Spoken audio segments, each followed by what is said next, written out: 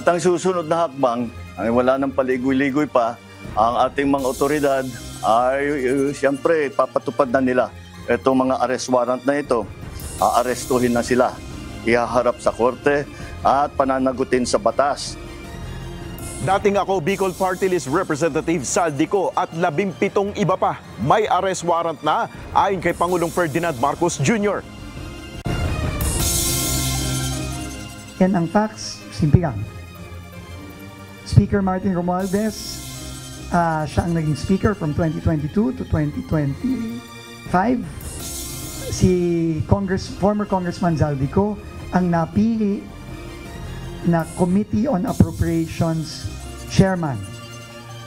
At ang sinasabi ng referendum na to ay dun sa relationship na yon, no, nangyari itong mga iba't ibang kontratang ito. No. Yun ang nangyari. Pagsasampa ng kasong plunder, graft at direct bribery laban kay dating House Speaker Martin Romualdez at resigned ako Bicol Party List Representative Zaldico, inirekomenda na sa Office of the Ombudsman. I willingly submitted myself to the ICI's fact-finding process, appeared voluntarily, and remained in the country. I do so with confidence that a fair and complete assessment of the record will reflect the truth. Dating House Speaker at later Representative Martin Romualdez tiwala sa gagawing pagsusuri at evaluation ng Ombudsman matapos ang reklamong inirekomenda ng ICI at DPWH. Ombudsman, makakasuhan din po ba si Ies Bersamin and sa Kadabangan? Under investigation. They know under investigation? Under investigation. Ano po yung mga... Under investigation. Dating Executive Secretary Lucas Bersamin at former Budget Management Secretary Amena Pangandaman kasama na rin sa iniimbestigahan sa issue ng flood control scandal. Miss Universe is Mexico!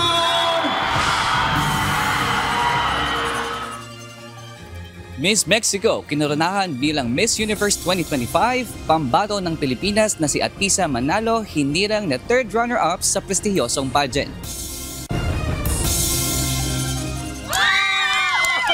Sayang, nandun eh. Diba parang, papasok. Hindi ka gaganyan. Babawi tayo.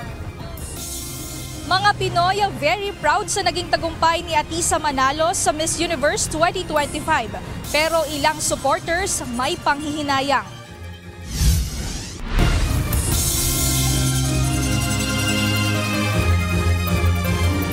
Magandang hapon, Pilipinas at sa buong mundo. Tayo po ay sa bayang napapakinggan sa Radyo La Verdad 1350, ang UNTV Radio at una sa ating mga balita.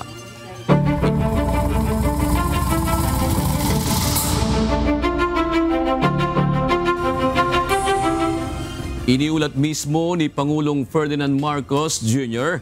na may warrant of arrest na laban kina dating ako Bicol Party List Representative Zaldico at 17 iba pa. Kaugnay ito ng anomalya sa flood control projects. Ayon kay Pangulong Marcos Jr., agad itong ipatutupad ng mga otoridad. At ito po, para hindi ko na babasahin, pero makikita naman ninyo sa phone ninyo, ito yung listahan ng may arrest warrant na. At ang susunod na hakbang, ay wala nang paligoy-ligoy pa, ang ating mga otoridad ay siyempre papatupad na nila itong mga arrest warrant na ito. Aarestuhin na sila, ihaharap sa korte at pananagutin sa batas. Tiniyak din ng Pangulo na walang magiging special treatment sa mga aarestuhin na personalidad. Walang special na pagtrato, walang sinasanto. Ako ang nagsimula nitong lahat. Ako ang magtatapos. Kaya't asahan po ninyo na wala pong tigil itong aming ginagawa. At kahit na parang napakatagal ang dumaan na panahon. Ako'y nagpapasalamat sa pasensya ng ating mga kababayan, ngunit nagbunga na ng resulta ang mga pasensya ninyo. Maraming salamat po. Magandang araw po sa inyo. May rekomendasyon na ang Independent Commission for Infrastructure at ang Department of Public Works and Highways na sampahan ng plunder, graft, and direct bribery charges sina dating House Speaker Martin Romualdez at resigned ako Bicol Party List Representative Zaldico. Kahon-kahong mga dokumento ang isinumite ng ICI at DPWH sa Ombudsman kanina upang magamit sa pagbuo ng isasampang mga kaso. Pero hindi kasama dito ang salaysay ng surprise witness sa pagdinig sa Senado na si Orly Guteza at ang Facebook video kung saan ibinunyag ni Zaldico ang umano'y nalalaman niya sa mga naging anomalya. Ito ang balita ni Ivan Alvarez. And these are letter A, violation of Republic Act 7080 or an act defining and penalizing the crime of plunder. Letter B, violations of Section 3A, B, and E and H of Republic Act 3019 or the Anti-Graft and Corrupt Practices Act. And finally, violation of Article 210 of the Revised Penal Code on direct bribery. Bit-bit ang kahon-kahong mga dokumento nagtungo sa opisina ng Ombudsman kanina ang mga miyembro ng Independent Commission for Infrastructure at mga opisyal ng DPWH upang ipresenta ang nakalap nilang mga ebidensya. Ang kanilang rekomendasyon, kasuhan ng plunder, graft at direct bribery sina dating House Speaker Martin Romualdez at ang nagbitiw na party list representative na si Zaldico. Batay ito sa mga kontratang nakuha umano ng mga kumpanyang pagmamay-ari ni Ko na Sunwest Incorporated at High-Tone Construction and Development Corporation mula 2016 hanggang 2025. Aabot umano sa 100 billion pesos ang nakuhang mga kontrata ng dalawang kumpanya na kabilang sa top 15 contractors na pinangalanan ng Pangulo na may pinakamaraming nakuhang flood control projects mula sa gobyerno. And ang facts, simple lang. Speaker Martin Romualdez, siya ang naging speaker from 2022 to 2025. Si former Congressman Zaldico ang napili na Committee on Appropriations Chairman. At ang sinasabi ng referral na to ay dun sa relationship na yon, no, nangyari itong mga iba't ibang kontratang ito. No? Yun ang nangyari. Pero hindi pa agad masasampahan ng kaso si Romualdez at Co. Magsasagawa pa kasi ng fact-finding investigation ng Ombudsman para sa case build-up bago maisampa sa preliminary investigation kung saan titimbangin kung may mga sapat na ebidensya upang makasuhan ang mga ito. Samantala, hindi naman kasama sa gagamitin sa investigasyon ng Ombudsman ang salaysay ni Orly Guteza sa Senate Blue Ribbon Committee hearing kung saan idinitalye nito ang umano'y paghahatid o delivery ng mali-maletang pera sa bahay ni Romualdez at Co.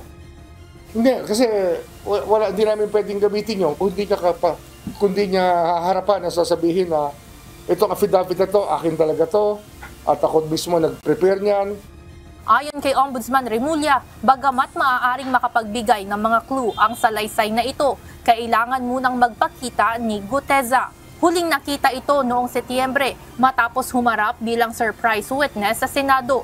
No-show ito sa pinakahuling Senate hearing nitong November 14. Hahanapin pa namin si Orly Guteza. We'll have to find him to substantiate everything. Hindi nga, that's still not an authorized statement, has no value unless humarap yung tao para manumpa ulit. Hindi rin kasama sa mga isinumite ng ICI at DPWH ang uploaded video message ni Zaldico kung saan idinawit nito bukod kay Romualdez, si Pangulong Ferdinand Marcos, dating Budget Secretary Amena Pangandaman at Undersecretary Adrian Bersamin na umunoy mga nakinabang sa kickback ng mga government projects. Sa kabila nito, sinisili pa rin ng Office of the Ombudsman ang naturang video na ayon kay Remulla ay maituturing lamang na isang crowdsourced information. Well, we're looking at it already. Sinusundan na namin yung pwede namin magamit doon kung merong relevance talaga. Pare-parehas naman ang opinyon ni DPWH Secretary Dizon, ICI Commissioner Singson at Ombudsman Remulla na kailangan ng umuwi ni Ko ng Pilipinas. Evan Alvarez, UNTV News and Rescue. Diyos ang aming sandigan, serbisyo publiko ang aming pinahahalagahan. Tiwala si dating House Speaker at later 1st District Representative Martin Romualdez sa gagawing pag-usuri at evaluation ng Ombudsman. Ito ay matapos ang rekomendasyon ng Independent Commission for Infrastructure at Department of Public Works and Highways na ireklamo ng plunder, graft at direct bribery sina Congressman Romualdez at nagbitiw na si Zaldico. Ito ang balita ni Rosalie Cos. I willingly submitted myself to the ICI's fact-finding process, appeared voluntarily, and remained in the country. I do so with confidence that a fair and complete assessment of the record will reflect the truth. Malinis ang konsensya at hindi aalis sa Pilipinas si Leyte 1st District Representative Martin Romualdez, dating House Speaker. Yan ang pahayag ng kongresista sa pamamagitan ng legal counsel nitong si Attorney Ade Fajardo. Kasunod ito ng rekomendasyon ng Independent Commission for Infrastructure o ICI at Department of Public Works and Highways o DPWH sa Office of the Ombudsman na sampahan ng reklamong plunder, graft and direct bribery ang dating House Speaker, gayon din ang nagbitiw na ako Bicol Party List Representative na si Zaldico, dating House Appropriations Panel Chairperson. Giit ng Leyte Representative, hanggang ngayon, walang sapat na ebidensya laban sa kanya kaugnay ng aligasyong maanumalyang budget insertions at infrastructure projects kabilang na ang para sa kontrabaha. Kaya tiwala ito sa gagawing pagrepaso ng Ombudsman sa impormasyon na inirefer sa kanila ng DPWH at ICI.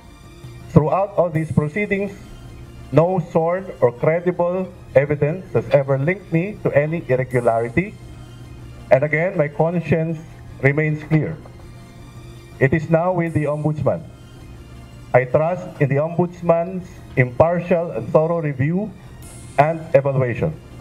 Naglabas din ng pahayag ang kampo ng dating House Speaker matapos sabihin ni Pangulong Ferdinand Marcos Jr. na lahat ng nakuhang impormasyon ng ICI at DPWH ay ire-refer sa Ombudsman para maimbestigahan. Idinadawit ni Ko si Representative Romualdez na tumanggap umano ng kickbacks mula sa 100 billion pesos na halaga ng mga proyektong isiningit sa 2025 national budget.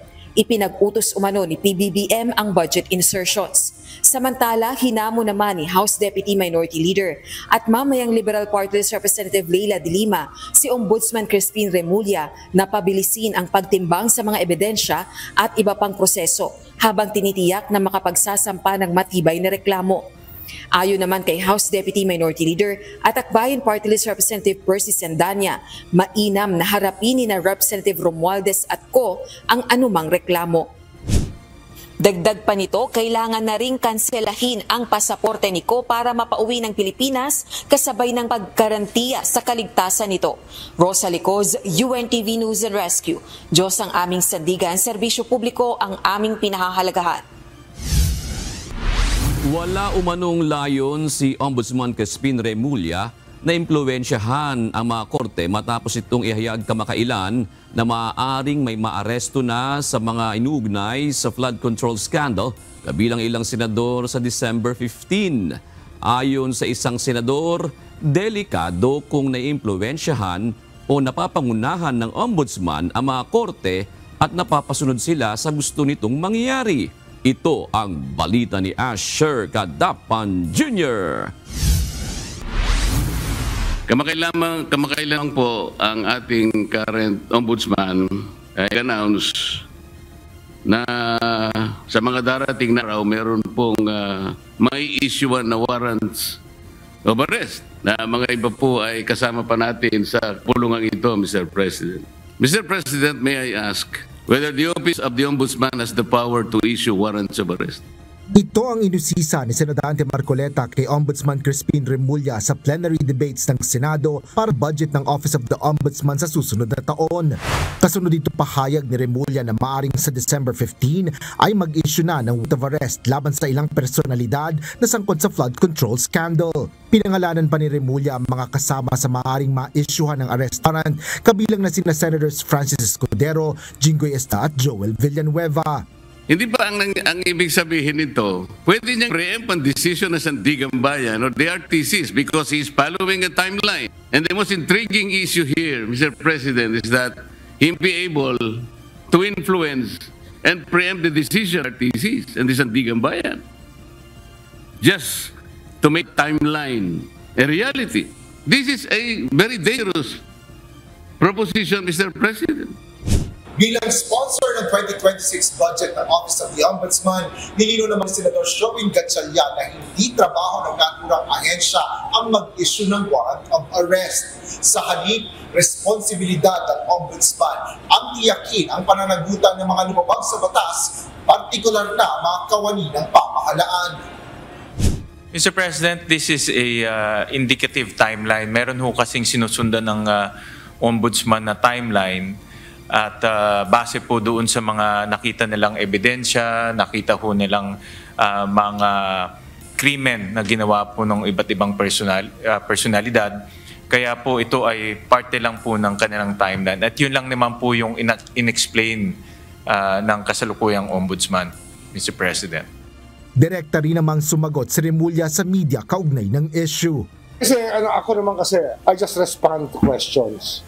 So next time, probably, we will try to be more conservative about this matter. Kasi nga, we try to calculate the time period involved in every stage of the proceeding, and those estimates are just guesstimates. They're not meant to influence anybody. Pinuna din ni Senador Marcoleta ang malalaking confidential funds ng Ombudsman, kung saan mula sa nasa 168 million pesos na confidential funds noong 2024, naging 1.5 billion pesos ang inilaan para rito noong 2025. Hindi ko po masakyan, from 168 million ay naging 1.5 billion po noong 2025, lumundag po ng mahigit 800%. Hindi po pwede sigurong gamiting katwiran dahil nga naglabasan ng flood control. Wala pa pong flood control scandal nung ito po'y mailatag. Yung kanilang original confidential funds was only 34 million. Dinagdagan po ng Kongreso. And ang konteksto naman ho doon, that time inimbestigahan po yung missing sabongero. Yung po yung pinaka high profile case at that time. May mga case build up na even before. Kaya ho, nag-request ho sila ng ganun amounts. Pero at this time, hindi na ho ganun kalaki yung kanilang ini-request. Sa kabila nito, hindi pa rin kumbinsido si Marcoleta sa pagtaas ng confidential funds ng Ombudsman. Kaugnay nito, hiniling ng mambabatas na ilaan ang iba pang pondo sa Alternative Dispute Resolution Office. Nangako naman si Senador Gatchalian na pag-aaralan ng naturang mungkahi. Asher Cadapan Jr., UNTV News and Rescue. Diyos ang aming sandigan, serbisyo publiko ang aming pinahahalagahan. Kinumpirma ng Philippine National Police Criminal Investigation and Detection Group na nagpadala na ito ng sabina sa ilang personalidad na sangkot umano sa manumayang flood control projects. Ayon kay CIDG Director Police Major General Robert Morico II, alinsunod ito sa inilabas sa Executive Order No. 94 ni Pangulong Ferdinand Marcos Jr. kaugnay sa nagpapatuloy na investigasyon ng Independent Commission on Infrastructure o ICI. Gayunman, hindi na nagbigay na iba pang detalye si Morico hinggil dito. Una nang napaulat na mayroong 80 kawani ng Department of Public Works and Highways o DPWH ang ipinatawag ng CIDG para pagpaliwanagin sa mga akusasyong ibinabato sa kanila.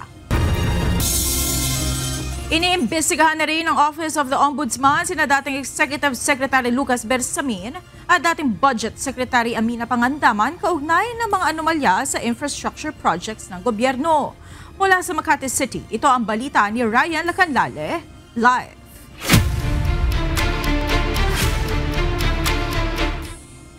Ryan, ano ang basehan nila sa pag-iimbestiga sa dalawang nagbitiw na miyembro ng gabinet? Monica, walang ibinigay na detalye si Ombudsman Remulla. Sa halip ay kinumpirma lamang nito na kasama na ngayon sa iniimbestigahan nila ang dating miyembro ng gabinete ni Pangulong Ferdinand Marcos Jr.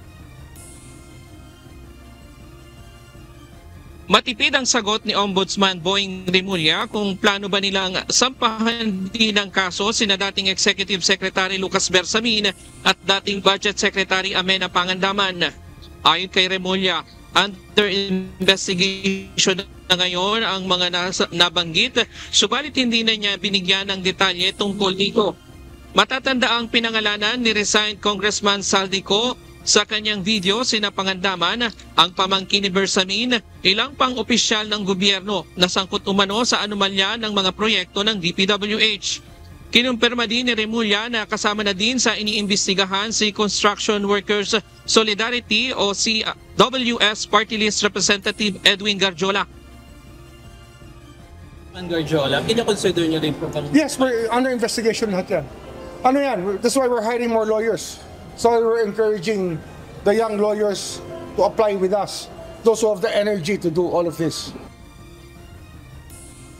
Nauna nang inahusahan ni Batangas 1st District Leandro Leviste si Congressman Garjola na nagpapatulong sa kanya para makalusot ang mga proyekto nito sa kanyang distrito.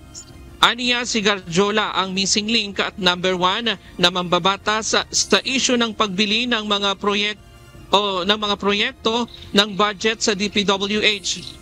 Ayon kay Remulla, sa dami ng kanilang mga sinampahang kaso, ngayon ay kailangan nila ang maraming abogado sa ombudsman. Samantala, bagamat sinabi ni Remulla na nakausap niya ang dating speaker na si Martin Romualdez pagkatapos niyang maitalaga bilang bagong ombudsman, pero hindi na daw niya ito nakausap pagkatapos nito. He called me, actually I talked to him before I was appointed, and he tried to call me after I was appointed, but I stopped answering his calls. He tries to send messages to some mutual friends, but it doesn't mean much anymore because we are actively investigating a crime that no one can interfere with. It's a job that I swore to do. I took an oath. Kasama si former House Speaker Romualdez sa rekomendasyon ng ICI at DPWH na sampahan ng kaso. Ni Remulla, wala pang partikular na kaso kay Romualdez, pero lahat ay posible, depende sa makakalap nilang ebidensya.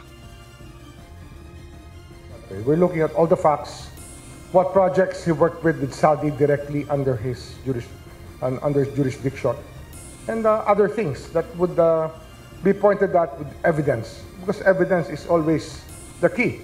Without evidence, you don't convict anybody, you don't even file charges. We have to gather the evidence properly. June, kanina parehas na dumalo si Secretary Dizon at si Ombudsman Remulla sa Pilipinas Conference 2025 na inorganisa ng Stratbase, kung saan nga ay nagulat sila sa harapan ng mga negosyante sa bansa sa mga ginagawa ng pamahalaan tungkol dito sa anomalya sa infrastructure project ng DPWH. Diyan muna ang latest mula dito sa Makati City. Balik sa'yo, Monica. Maraming salamat, Ryan Lacanlale. Bubuksan na ng Independent Commission for Infrastructure o ICI ang live streaming ng ginagawa nitong pagdinig sa mga issue kaugnay ng anomalyang flood control at iba pang infrastructure projects ng pamahalaan. Ayon sa ICI, may option din ang mga imbitahang resource person kung nais nitong humiling na executive session. Ito ang balita ni Rosalie Cos. The Commission has decided that the hearings and proceedings of the ICI shall be live streamed, except in cases where there is a need to hold an executive session. Sisimulan na ng Independent Commission for Infrastructure o ICI ang live streaming ng kanilang mga pagdinig sa susunod na linggo. Ito ay matapos ang paglalatag ng guidelines sa pagsasapubliko ng proseso ng pagbibigay ng testimonya at investigasyon ng komisyon kaugnay ng maanumalyang flood control projects sa pamahalaan. Gayunman, nilinaw ng komisyon na maaari pa ring hilingin ng mga resource person na mabigyan sila ng pagkakataon sa isang executive session kung hindi nila nais na marinig ng publiko ang kanilang sinasabi. The Commission may grant such requests if it determines that these have sufficient and factual basis and that granting them will not delay or hinder the Commission on fulfilling its mandate. Bukod dito, ayon kay Attorney Osaka, nakasaad din sa guidelines na maaaring isapubliko ang mga testimonya ng mga resource person o testigo na una nang humarap sa komisyon. Subalit mangangailangan anya ito ng consent at kung ito ay exempted din sa general rule ng executive session. Ayon kay Osaka, ang desisyong ito ay alinsunod sa kagustuhan ng mga miyembro ng komisyon na maging transparent. The general rule is that all proceedings and hearings of the Commission henceforth will be live streamed, but subject to executive session as may be required by law, requested by government agencies who are also investigating these anomalous infrastructure projects, or as may be requested by our resource persons. Rosa Licoz, UNTV News and Rescue. Diyos ang aming sandigan, serbisyo publiko ang aming pinahahalagahan. Sa gitna ng tumitinding usapin sa isyu ng korupsyon sa pamahalaan, isinusulong ng isang grupo ng mga alyansa ang pagbuo ng People's Transition Council na siyaan nilang papalit sa kasalukuyang namamahala sa bansa. Tiniyak naman ng grupong Artikulo 11 na hindi nito lalabagin ang nakasaad sa saligang batas. Ito ang balita ni Dante Amento. Kailangan managot kapwa ni Marcos at Duterte. Lahat ng sangkot dapat managot.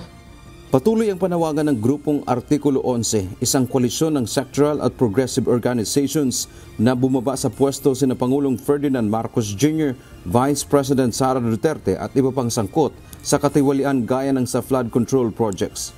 Kasunod ito ng ibinunyag ni dating Congressman Zaldico na idinawit ang Pangulo, si dating House Speaker Martin Romualdez at iba pang dating cabinet officials sa 100 billion pesos insertion sa 2025 national budget. Anila, walang pag-asa sa kasalukuyang pamamahala dahil mismong mga nakaupo ang siyang sangkot sa katiwalian. Dagdag pa ng grupo, magiging maayos lamang ang lahat kapag napalitan ang kasalukuyang pamamahala ng kanilang isinusulong na People's Transition Council. Ito anya ang papalit na mamumuno kapag bumaba sa pwesto ang Pangulo at Vice Presidente at iba pang opisyal ng pamahalaan. Ang magiging mga miyembro ay hindi mga politiko kundi mga sibilyan mula sa iba't ibang sektor tulad ng mga dating maestrado ng Korte Suprema, akadim at eksperto sa iba't ibang larangan. Gusto niyo ba ay magkaroon na lang ng eleksyon sa 2028 na ang tatakbo pa rin naman ay puro mga dynasty rin. Kaya sa sitwasyon ngayon, ang pinakamagandang offer ay transition government dahil may oportunidad. Dahil yung mga tao ay nananawagan na panagunting lahat. Tiniyak din ng Artikulo 11 na hindi ito lalabag sa saligang batas. Ginawa nilang batayan ang Article 2, Section 1 ng Konstitusyon na ang kapangyarihan at lahat ng mga autoridad na pampamahalaan ay galing sa taong bayan. Napapanahon ng bawiin ng taong bayan ang kapangyarihan niyan at ipamalas sa People's Transition Council upang sawatahin once and for all ang korupsyon. Hindi rin umano destabilisasyon sa gobyerno ang kanilang panawagan. Yung destabilization matagal nang ginawa ng gobyerno sa sarili niya yan. Ang hinahanap natin ay stabilization. Paano natin aayusin ang gobyerno? Sa November 30, sasama ang grupo sa isang malawakang rally sa Metro Manila, partikular sa Luneta. Kasama sa ipapaintindi at panawagan nila na suportahan ang pagbuo ng People's Transition Council. Tutol din ng grupo sa tinatawag na constitutional succession. Halimbawa, kung may nangyari sa presidente na hindi na nito kayang gampanan ang kanyang tungkulin, ay hindi siya pwedeng palitan ng vice presidente. Sa kasalukuyan anyang mga opisyal ng pamahalaan ay wala na ring mangyayari kahit mapapalitan ang presidente. Hindi uubra ang constitutional succession kung lahat ng mga nakalinya ay mga korap at mga dinastiya. Dante Amento, UNTV News and Rescue. Diyos ang aming sandigan, serbisyo publiko ang aming pinahahalagahan. Binisita ni Pangulong Ferdinand Marcos Jr. ang probinsya ng Cebu ngayong araw. Dito, binigyang diin ng Pangulo sa kanyang talumpati ang halaga ng Oplan kontrabaha lalo't madalas na dinadaanan ng malalakas sa bagyo ang Pilipinas. Ito ang balita ni Nel Maribuhok. At ito, kung maalala ninyo, ay sinimulan namin sa Petro Manila. Dahil doon naman ang nagiging problema yung basura. At yun ang pag nagbabara dito sa at nangyayari, nagkakaroon talaga ng baha. Kaya ganun din ang aming gagawin dito dahil ganyan din ang problema. Isa ang probinsya ng Cebu sa nakaranas ng matinding pagbaha dahil sa bagyong Tino. Ngayong araw, binisita ng Pangulo ang probinsya upang ilunsad ang Oplan kontrabaha. Sa pamamagitan ng proyekto, isang malawakang paglilinis at paghuhukay sa mga ilog at sapa ang gagawin sa tulong ng mga ahensya ng pamahalaan, lokal na pamahalaan at pribadong sektor. Partikular na ininspeksyon ng Pangulo ang ginagawang aktibidad sa Mahiga Bridge na malapit sa M. Logarta Bridge na matatagpuan sa pagitan ng mga syudad ng Mandaue at Cebu. Una na itong ipinatupad sa Metro Manila. Sa pamamagitan ng proyekto, kumpiyansa si Pangulong Marcos na malaki ang maitutulong nito upang mabawasan ang mga pagbaha sa probinsya. So mga 9 months na trabaho bago dadating ulit ang ulan. Hopefully by that time, hindi na tayo makakakita ng baha kagaya ng nakita natin noon. Dahil lahat ng nakaharang, lahat ng barado na labasan ng tubig ay yun ang lilinisin at hindi na mababara, may dadaanan na yung tubig palabas. Kaya yan ang project natin.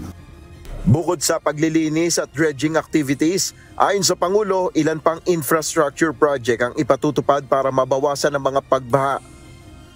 Ang Sabo Dam, yung maliliit na dam na mula sa bundok pa nagsisimula at kinokontrol yung takbo ng tubig. Kasi kung minsan malaki sa damage, yung dito sa Cebu, malaking damage dahil ang bilis ng takbo ng tubig, kaya ang daming sinira. Pagkatapos nito, dinaluhan ni PBBM ang 31st session ng Asia-Pacific Regional Space Agency Forum. Dito binigyan diin naman ng Pangulo ang halaga na matalakay ang climate crisis at matinding kalamidad na nararanasan ng rehiyon. The world faces intensifying climate crises, increasingly complex disasters, and widening development gaps. These challenges weigh even more heavily on us because of where we stand on the map. Situated along the Pacific Typhoon Belt and the Pacific Ring of Fire, our country now endures an average of 19 to 20 tropical cyclones every year, as well as an average of 20 recorded earthquakes every day, a little like Japan. Sa naturang forum, pinag-uusapan ng space agencies sa buong rehiyon ang ukol sa space exploration, education, policy making at iba pang bagay na makapagsusulong ng space technology. Nel Maribuhok, UNTV News and Rescue, Diyos ang aming sandigan, serbisyo publiko ang aming pinahalagahan. Narito naman ang mga balita sa iba't ibang panig ng mundo na ihahatid ng ating global correspondent na si Marvy Delphine mula sa Perth, Australia.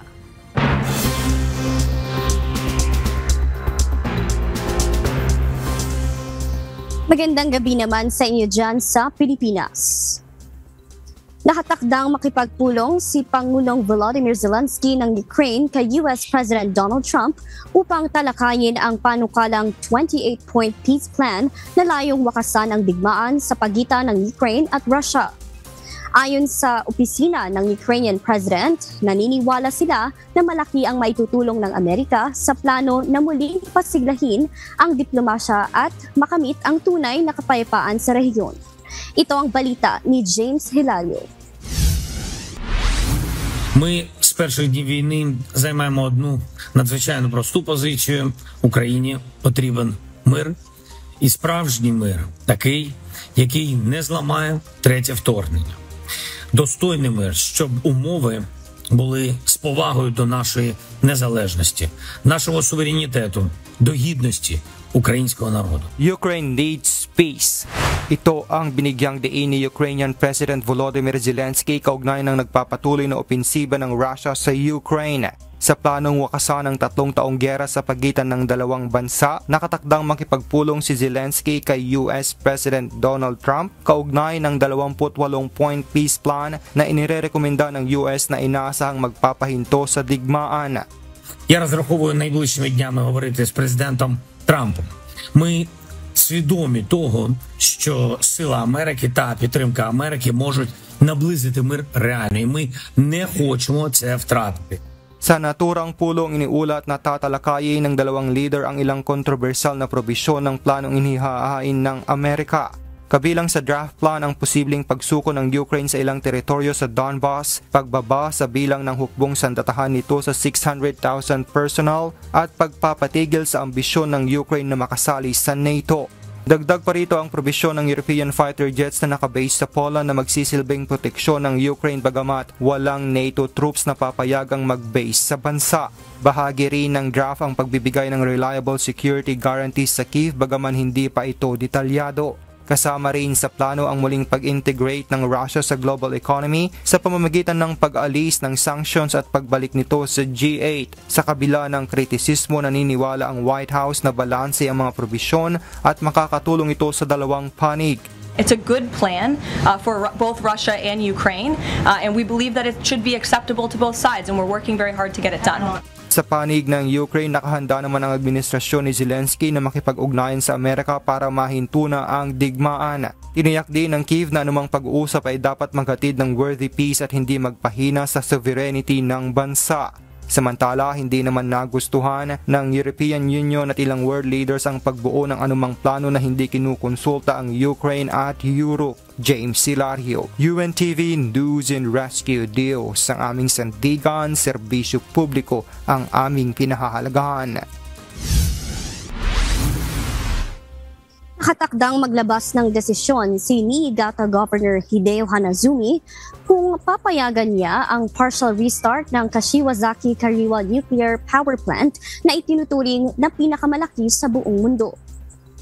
Kapag inaprubahan, matatanggal ang huling malaking balakid para muling mapaandar ng TEPCO ang 1 o 2 malalaking reactor sa unang pagkakataon matapos masira ang Fukushima plant noong 2011 dahil sa tsunami. Ayon sa pamahalaan, mahalaga ang muling pagpapagana ng planta upang mapatatag ang energy security ng bansa at mabawasan ang pag-asa sa pamamahaling fossil fuel imports. Hindi pa malinaw kung maapektuhan ang desisyon ng governor matapos ang ulat ng nuclear regulator tungkol sa umano'y problema sa seguridad ng dokumento sa planta. Umani ng matinding batikos si US President Donald Trump matapos nitong sabihing maaaring patawan ng parusang kamatayan ang ilang Democrats na umano'y nag-uudyok sa militar na huwag sumunod sa mga utos ng gobyerno. Sa serye ng mga post ng US President, tinawag ni Trump na traitors at may seditious behavior ang 6 na mambabatas na may background sa militar at intelligence services. Mariin naman itong kinondena ng Democratic Party at iginiit na mapanganib ang mga naturang pahayag ng Pangulo kasabay ng paninindigan ng mga mambabatas na ginagawa lamang nila ang kanilang tungkulin sa ilalim ng konstitusyon. Paglilinaw naman ng White House, hindi literal na nais ni Trump ang pagbitay at binatikos ang mga mambabatas sa umano'y panghihikayat ng karahasan. Patuloy na nilalabanan ng Cuba ang malawakang chikungunya outbreak habang humaharap din ito sa matinding kakulangan sa pagkain, malinis na tubig, gamot at iba pang pangunahing pangangailangan. Umabot na sa lahat ng 15 probinsya ang impeksyon at mahigit 47,000 ang naitalang bagong kaso ngayong linggo ayon sa Health Ministry. Marami sa mga residente ang walang access sa gamot at napipilitang tiisin ang matinding lagnat at pananakit ng kasukasuan habang dumadaing rin sa kakulangan ng pagkain. Apektado rin ang mga programang pangkalusugan gaya ng mosquito fumigation, lalo na matapos ang pananalasa ng Hurricane Melissa na sumira sa daan-daang klinik sa silangang bahagi ng bansa.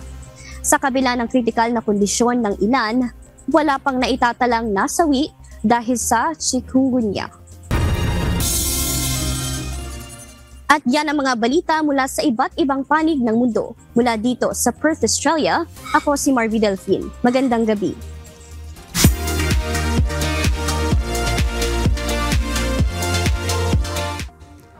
Inanunsyo na ang mga nominado sa inaabangang 11th Wish Music Awards na gaganapin sa darating na January 11, 2026 sa Araneta Coliseum.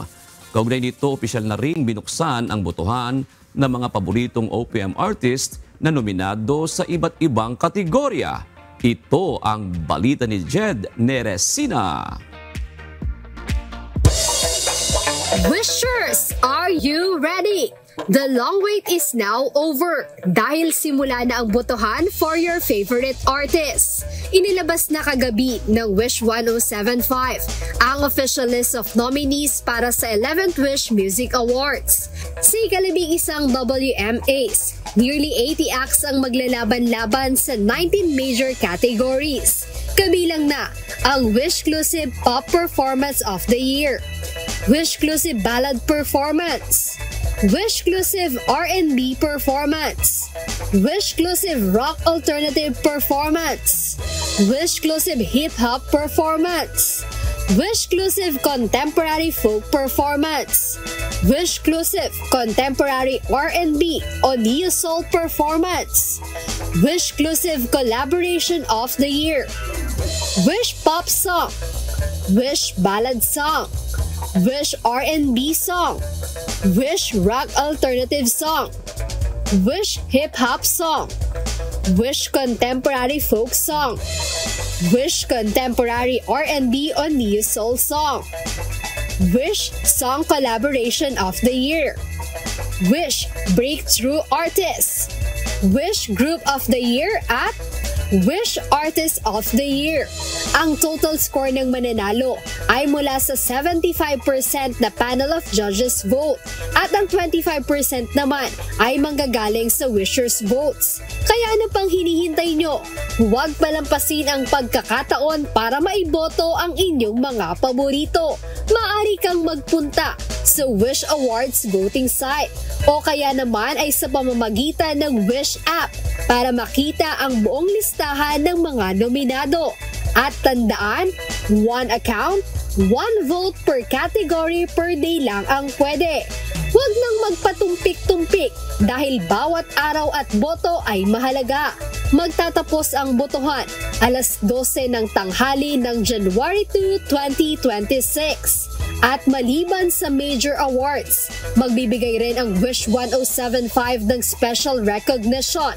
Kabilang na ang Wisher's Choice Award at ang KDR Icon Awards. Sama-sama nating bigyang pugay at suportahan ang musikang Pilipino sa pamamagitan ng 11th Wish Music Awards ngayong January 11 sa Araneta Coliseum. Huwag papahuli mga wisher! Tara na at makisaya, makikanta at gumawa ng mabuti sa kapwa, God willing. See you there, wishers! Jed Neresina, UNTV News and Rescue. Diyos ang aming sandigan, serbisyo publiko ang aming pinahahalagahan. Inihayag ng Department of Transportation Active Transport Project na may mga bicycle lane pa rin na hindi ligtas para sa mga siklista dahil sa hindi pa lubusang naiayos bunsod ng kakulangan sa pondo. Samantala, target naman ng DOTR na matapos ang nasa 2,400 kilometers ng bicycle lane sa bansa sa taong 2028. Ito ang balita ni Benedict Samson. So at the moment, mapansin po natin, maninipis po yung bike lanes, maliliit po continuous, pintura lamang po, walang proper protection. Makikitid, walang harang at tanging pintura lang ang pagkakakilanlan. Yan lamang ito sa sitwasyon ng ilang bicycle lanes na delikado na para sa siklista. Ayon kay Department of Transportation Active Transport Project Eldon Dionisio, naniniwala sila na dahil sa hindi maayos na bike lane ay nakapagtatala sila ng pagbaba ng bilang ng nagbibisikleta. Subalit kung maayos ang bike lane, mas dumarami naman ang siklistang gumagamit nito. Dun sa current counts from an organization, ICSC, mainly from in Quezon City, Pasig, Davao, and most major cities na present yung bike lane networks, doon talaga increasing. So, mako-connect natin siya with quality and with the presence of quality and well-maintained infrastructure, increasing talaga yung numbers. Isa ang bike lane na ito sa bahagi ng Quezon Avenue na dahil sa kawalan ng harang ay nagiging shared lanes na, kung kaya't mas kakailanganin ng pondo para malagyan ng proteksyon ang mga siklista. So kung nabigyan po tayo ng funds, ang target po natin is to improve, not only to expand, to improve the existing infrastructure, and of course, ayusin po yung mga nasira na. Ayon naman sa bike commuter advocate na si Will Hansen Lee, nainganyo siya noon sa pagbibisikleta dahil sa mga inilagay na proteksyon sa bike lane. Ngunit pagkatapos ng panahon ng pandemic ay tinanggal na ang mga naturang harang para na rin sa pagpapabilis ng daloy ng mga sasakyan. Nga 2023, tinanggal para daw bumilis yung traffic kasi nakakasagabal daw sa traffic, bumabagal. Kaya ngayon, unprotected na siya, ako kaya ko pa pero sobrang nag-drop down yung mga alternative word. At kasi may nag-EKS, may mga nurse, nag-bike, or yung naka-scooter. Ngayon wala na. Kasi delikado na eh. Kahit na akala mo may pintura naman, that is insufficient. Kasi ngayon, may mga motor na nakikisingit, may mga jeep na andun humihinto, and also private vehicles. So it is Ayon pa sa DOTR, sa kasalukuyan ay nasa 982 kilometers na ng bike lane ang natapos mula sa 9 na rehiyon sa bansa. Samantala, naniniwala naman ang DOTR na kung tuloy-tuloy at may sapat na pondo ay maisasaayos nila ang mga bike lane. Ayon kay Junicio, nasa 5 bilyong piso ang kakailanganin para sa pagsasaayos ng bike lane. If being provided funds, we are targeting po a total of 2,400 kilometers of bike lanes in 2028. Okay. Of course, we will be expecting a more connected bike lane networks, hindi na po siya putol-putol. We will be expecting an improvement din po sa existing infrastructure natin, both bike lanes and pedestrian walkways. Kanina, pinasinayan na sa publiko ang pagbubukas ng 3 araw na National Bike Day Celebration na ginanap sa Quezon City Hall kung saan itinampok ang iba't ibang programa para sa mga siklista. Isa nga sa lumahok si Tatay Antonio Rojas na dito na nagdiwang ng kanyang ika-65 taong kaarawan. Kwento niya, malaki ang naging benepisyo sa kanyang katawan ng araw-araw niyang pagbibisikleta. Hindi natin mararating ang gandang edad na 65. Eksaktong birthday ko po ngayon. So, glory to God. Maraming salamat kasi malaking tulong ang pagbabike sa buhay po ng isang ordinaryong tao. Sa ikatlong araw naman ng programa, ibibida ang QC Bike Trail kung saan iikutin ng mga kalahok ang iba't ibang heritage site sa lungsod. Benedict Samson, UNTV News and Rescue. Diyos ang aming sandigan, serbisyo publiko ang aming pinahahalagahan. Nakaburol sa Malacanang ang labi ni dating Chief Presidential Legal Counsel Juan Ponce Enrile. Dito binigyang pagkilala ng Pangulo ang naging kontribusyon sa bansa ni JPE mula sa panahon ng kanyang ama na si dating Pangulong Ferdinand E. Marcos Sr. Naging emosyonal si PBBM nang kanyang balikan ang naging paglilingkod bayan ni JPE. Kinilala ni Pangulong Marcos ang dating Senate President bilang isang mentor. I hope I can say he was my friend. He was certainly my mentor. And but overall, he was a Filipino in the purest and best sense of being a Filipino, where every molecule of his being was devoted to service of the Filipino people.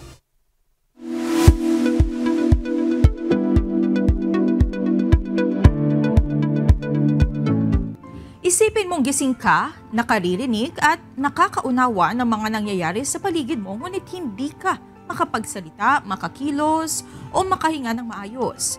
Ito ang realidad ng mga taong may locked-in syndrome, isang bihirang kondisyon kung saan ang isang tao ay lubos na paralitiko ngunit nananatiling malinaw ang pag-iisip at kamalayan. Ito ang balita ni Kichi Cipriano. This constitutes the syndrome of locked-in. So, syndrome na parang nakakandado ka, locked in sa sarili mo. Hindi ka maka-communicate freely.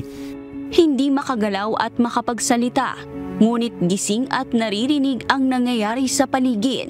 Yan ang mga karaniwang nararanasan ng isang may locked-in syndrome. Ito ay maituturing na malubhang neurological condition kung saan lubos na paralisado ang katawan ng pasyente mula ulo hanggang talampakan, ngunit nananatiling gising at mulat ang isip. Dahil dito, mistulang nakakulong ang pasyente sa sarili niyang katawan. Ang locked-in syndrome is rare. But what are the means of communicating? Like right now, I'm doing it. I'm gesticulating. I'm using my hands in order to somehow point out specifically what I would try to point out. But in a locked-in patient, hindi gumagalaw upper and lower. So the means to do that is just somehow using the eyes, and the way to do it just by blinking and by vertical eye movement. Paliwanag ni Dr. Perry Noble, isang neurologist mula sa Makati Medical Center.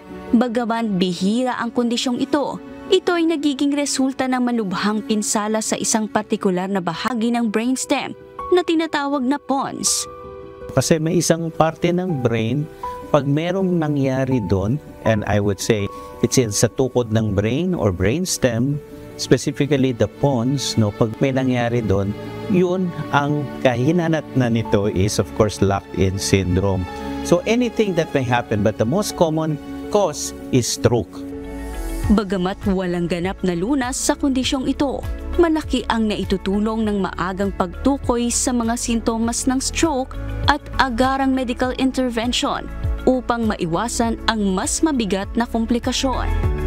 Panoorin ang iba pang mga paliwanag ukol sa locked-in syndrome ngayong linggo dito lang sa Doctors on TV, 9 a.m. to 10 a.m. only here on UNTV. Kichi Cipriano, UNTV News and Rescue. Diyos ang aming sandigan, serbisyo publiko ang aming pinahahalagahan.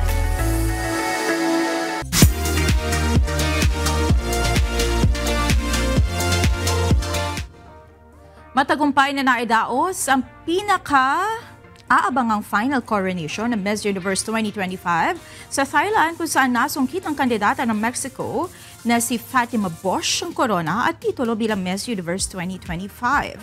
Samantala, muling nagningning ang Pilipinas sa global pageant stage matapos nahiranging Miss Universe third runner-up, ang pambato ng Pilipinas na si Atisa Manalo. Ito ang balita ni Arkel Yorca. Isang makulay at kapanapanabik na pagkakataon ang bumalot sa final coronation ng 74th Miss Universe na ginanap sa Impact Muang Thong Thani Arena sa Bangkok, Thailand kanina. 119 na kandidata ang nagpasiglaban, dala ang pag-asang maiuuwi ang korona at itatanghal na Miss Universe 2025. Sa umpisa ng kompetisyon, nagpakitang gilas ang mga kandidata sa pagrampa habang hinaharana ng Thai singer na si Jeff Satur. Pinili ang top 30 candidates na pinangunahan ng mga pageant powerhouses na Puerto Rico, Venezuela, Mexico, USA, Brazil at Pilipinas. Mula rito, hinirang ang top 12. Pasok ang mga bansang Chile, Colombia, Cuba, Guadeloupe, Mexico, Puerto Rico, Venezuela, China, Philippines, Thailand, Malta at Cote d'Ivoire. Muling rumaba ang mga natitirang kandidata, suot ang kani-kanilang evening gown na lalong nagpakinang sa entablado. Lalo pang naging kapanapanabik ang kompetisyon nang inanunsyo ang top 5 candidates. Pasok pa rin ang pambato ng Pilipinas na si Atisa Manalo. Nagpagalingan ang 5 kandidata sa pagsagot sa 2 round ng question and answer portion. Sa huli, itinanghal si Miss Mexico Fatima Bosch bilang Miss Universe 2025. Nakuha naman ni Miss Pawina Singh ng Thailand ang first runner-up, habang second runner-up si Stephanie Abasali ng Venezuela at fourth runner-up si Miss Cote d'Ivoire Olivia Yase. For Mexico, congratulations, because I know now I think it's the time for celebrate, the time for have fun and succeed, and I do hope when she homecoming, a lot of big event waiting for her. Nagpasalamat naman si Miss Universe Fatima Bosch sa lahat ng sumuporta sa kanya at nangako na tutulong sa pamamagitan ng Miss Universe Organization. I believe always in the power of being authentic, and in your hearts remember that I was always able to chat, to give you a hug, to be natural, to be the causes that we want to help, and also in the world there's plenty situations that we need to fix, and it will be an honor to me working with that people. Hindi man maiuuwi ang corona, naging matagumpay pa rin ang pambato ng Pilipinas na si Atisa Manalo na makapasok sa top 5 at tanghaling third runner-up. Marami ang bumilib sa performance ni Atisa sa naging kabuuan ng pageant. Mula sa national costume, preliminary competition hanggang sa coronation night, stand out si Atisa. Kaya naman, laking tuwa ng Filipino fans nang makasama si Atisa sa top 5 candidate na huling naabot ng bansa noong 2021. Di naman binigo ni Atisa ang crowd at nagpamalas ng galing sa question and answer portion. Sa unang round, sinabi ni Atisa na nais siyang maging simbolo ng pag-asa nang tanungin kung ano ang magiging ambag nito bilang Global Ambassador. Naging palaban din si Atisa sa pangalawang tanong kung paano niya gagamitin ang titulo bilang Miss Universe para ma-empower ang mga batang kababaihan. Ayon kay Atisa, nais niyang gamitin ang platform para mabigyan ng pantay na karapatan ang mga kababaihan anuman ang background ng mga ito. Proud naman ang Filipino crowd sa ipinakita ni Atisa. Ayon sa ilang fans, muling pinatunayan ni Atisa ang ganda at galing ng Pilipinas sa international stage. Sa susunod na taon, idaraos ang Miss Universe sa Puerto Rico kung saan muling magkakaroon ng pagkakataon ang Pilipinas na maiuwi ang corona at tanghaling Miss Universe. RK Liorca, UNTV News and Rescue, Thailand. Diyos ang aming sandigan, serbisyo publiko ang aming pinahalagahan. Bumuhos ang suporta ng mga Pilipino sa naging tagumpay sa Miss Universe 2025 na hinirang bilang third runner-up ng prestiyosong pageant. Kahit may kaunting panghihinayang dahil hindi naiuwi ang corona, bumuhos pa rin ang papuri para kay Atisa dahil sa kanya ipinamalas sa husay sa kompetisyon na naghatid ng karangalan sa bansa. Ito ang balita ni Mia Alonso. Sayang nandun eh. Diba parang papasok. Babawi tayo. Magkahalong saya at konting panghihinayang ang naramdaman ng mga Pilipino sa Miss Universe 2025. Sa social media, bumuhos ang hugot, memes, paandar at iba't ibang reaksyon mula sa pagbati ng suporta hanggang sa reaksyon ng pagdududa kung bakit third place lang. Para lang mailabas ang kanilang sari-saring emosyon at reaksyon. Hindi rin nawawala ang suporta, maging ng mga nasa labas ng bahay kahit abala sa ibang bagay. Sina Maylin at Hana, bagamat nasa gitna ng field trip, hindi rin nagpahuli sa pagpapaabot ng suporta kay Atisa. Siyempre sa una medyo devastating kasi hindi tayo nanalo, pero I think Atisa did her best naman kasi siyempre mahirap sumali sa Miss Universe especially, diba? So I think nagawa naman ni Atisa yung lahat na makakaya niya para manalo yung bansa natin. Bagamat nabigubang masungkit ang corona bilang isang Miss Universe, proud pa rin ang mga Pinoy dahil sa husay at galing na ipinamalas ni Atisa sa entablado. No, hindi madi-disappoint. Kumbaga kasi naka-place naman siya eh. Binigay niya yung effort niya. Kumbaga kung ano yung best niya, suportahan na lang natin. Maging masaya tayo. Like, wow. Ganon dapat. Maging masaya tayo. Si EJ, pabiru pang nagbigay ng tamang reaksyon sa dapat na maramdaman ng lahat sa pagkakasungkit ng third place ni Atisa. Like parang di ba nag-i-scroll ganyan po. Ganon. Kasi nakapasok po siya eh. Like, ganon. Kasama ko po kanina yung blockmate ko yun. Sobrang saya namin. Kaya naman isa pa ring malaking achievement at pride sa bansa para sa mga Pilipino ang tagumpay ni Atisa. Para sa kanila, ang pag-uwi ng top 3 ay patunay na ipinakita ni Atisa ang kanyang husay, talento, tapang at kahinahunan sa larangan ng beauty pageant. Hindi lang ito pagkilala sa kanyang karisma at kagandahan, kundi isa ring patunay na nagbigay siya ng karangalan sa Pilipinas dahil sa nakitang dedikasyon na naramdaman ng bawat Pilipino. Kaya naman siya pa rin ang panalo sa puso ng lahat. Mia Alonso, UNTV News and Rescue. Diyos ang aming sandigan, serbisyo publiko ang aming pinahahalagahan. Ilang mga dating Pinay beauty queens ang nagbigay ng kanilang reaksyon sa naging resulta ng katatapos lamang na Miss Universe 2025. Sa X nag-post si Miss Universe Philippines 2023 Michelle D ng mga salitang speechless at I'm so confused. Tila naguluhan din ang pambato ng Pilipinas at itinanghal na Miss Universe 2018 Catriona Gray at napatanong kung wala na bang bigat ang Q&A ng kompetisyon. Dagdag naman ni Miss Universe Philippines 2011 Shamsi Supsup, third runner-up but serving winner energy all day. Sa kanyang Instagram story, pinuri ni Miss Universe 2015 Pia Wurtzbach ang kandidata sa ibinigay nitong inspirasyon at nagbigay pugay sa ipinakitang ganda, puso at dedikasyon ni Atisa. Nagpaabot din ng pagbati si Miss Universe Philippines 2024 Chelsea Manalo sa naging tagumpay ni Atisa matapos siranging third runner-up sa Miss Universe 2025.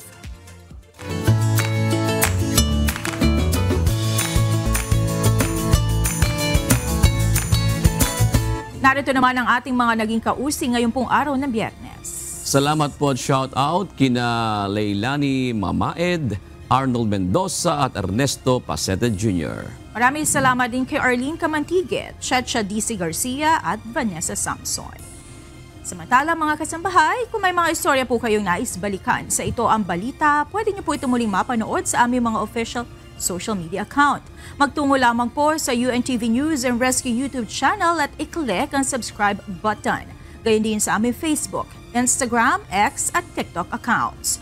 Mapapanood nyo rin po rito ang iba pang news programs ng UNTV, pati na iba pang video ng nag-iisang public service channel.